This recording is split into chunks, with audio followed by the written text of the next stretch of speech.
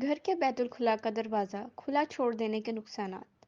ये मालूमात आपकी और आपके ख़ानदान की सलामती से मुतल्लिक हैं।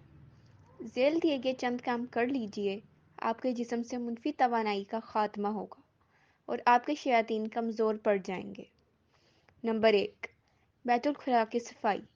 इस पर कोई समझौता नहीं है और बैतुल-खुला को मुस्तकिल बुनियादों पर साफ़ सुथरा और बदबू से पाक रखिए। नंबर 2, रात को सोने से पहले बैतुल-खुला को साफ और पाक रखने का एहतमाम कीजिए। नंबर 3, बैतुल-खुला का दरवाज़ा हर वक्त और मुस्तकिल बुनियादों पर बंद रखने का एहतमाम कीजिए। नंबर 4, बैतुल-खुला में कपड़े उतार कर लटकता न रहने दीजिए।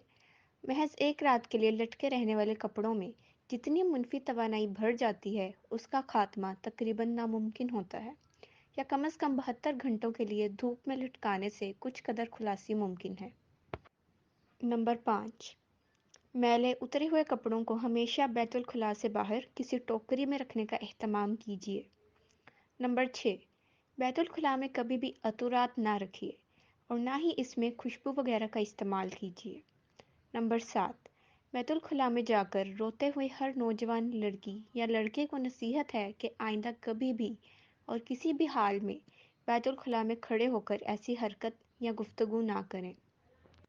नंबर 8, बैतुल-खुला में जाकर रोना आपकी तरफ से शयातीन को खुली दावत है कि आपके जिस्म में दाखिल हो जाएं या आपके जिस्म को पकड़ में ले लें।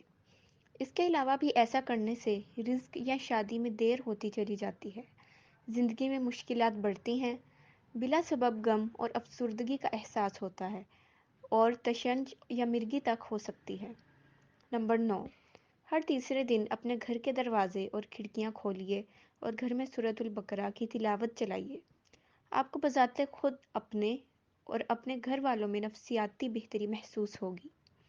घर से शयातीन और जरासीम को भगाने के लिए आका करीम सल्लल्लाहु अलैहि वसल्लम के फरमान के मुताबिक कलवंजी की धूनी दीजिए।